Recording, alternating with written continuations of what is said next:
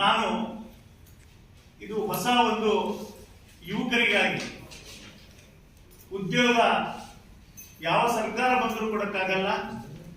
ನಾವು ಯುವಕರು ನಮ್ಮ ತಂದೆ ತಾಯಿ ನಮ್ಮ ಊರಿನ ಜನರ ಜೊತೆ ನಾವು ಕೃಷಿಯಲ್ಲಿ ಭಾಗಿಯಾಗಬೇಕು ಅನ್ನೋ ಉದ್ದೇಶದಿಂದ ಇದನ್ನ ಹೊಸದಾಗಿ ನಾವು ಪ್ರಾರಂಭ ಮಾಡಿದ್ವಿ. ಇದು ಸಮೃದ್ಧಿ ಸೌಹಾರ್ದ ಕೋಆಪರೇಟಿವ್ ಬ್ಯಾಂಕ್ ನನ್ನ ಅಧ್ಯಕ್ಷನಾಗಿ ಅದರಲ್ಲಿ ಒಂದು ಕಿಸಾನ್ ಕ್ಲಿನಿಕ್ ಅಂತ ಒಂದು ಪ್ರಾರಂಭ ಮಾಡಿದ್ವಿ. ಕಿಸಾನ್ ಕ್ಲಿನಿಕ್ ಅದರ ಅಡಿಯಲ್ಲಿ ನಾವು ಡೀನ್ ಸಾಹೇಬರಿಗೆ ಭೇಟಿಯಾಗಿ, ಸರ್ ನೀವು ನಿಮ್ಮ BSc ಫೈನಲ್ ಇಯರ್ ಹುಡುಗರನ್ನ ನಮ್ಮ ತೋಟಕ್ಕೆ ಕಳಿಸ್ಬೇಕು, ರಾವೆ ಕಾರ್ಯಕ್ರಮ ನಮ್ಮ ತೋಟದಲ್ಲಿ ಮಾಡಬೇಕು ಅನ್ನೋ ಉದ್ದೇಶಕ್ಕಾಗಿ ಅವರಿಗೆ ಮನವಿ ಮಾಡಿದಾಗ ಅವರು ಒಪ್ಪಿ ನಮ್ಮ ತೋಟದಲ್ಲಿ ಎಲ್ಲ ಹುಡುಗರು ಸೇರಿ ಒಂದು ಡೆಮೋ ಪ್ಲಾಟ್ಗಳನ್ನ ಮಾಡಿದ್ದಾರೆ.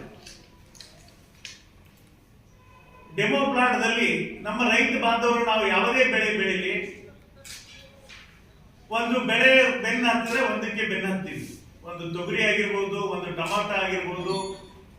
ಆದ್ರೆ ಟೊಮಾಟೊ ರೇಟ್ ಬೆಲೆ ಕೆಳಗೆ ಬಿದ್ದಾಗ ನಾವು ಯಾವ ರೀತಿ ಆರ್ಥಿಕ ಸುಧಾರಣೆ ಆಗಬೇಕು ರೈತರು ಅನ್ನೋ ಸಲುವಾಗಿ ಒಂದೇ ಪ್ಲಾಟ್ ಅಲ್ಲಿ ಬೇರೆ ಬೇರೆ ಬೆಳೆಗಳನ್ನ ನಾವು ಕೈಪಲ್ಯನ ಮಾಡಿದ್ದೀವಿ.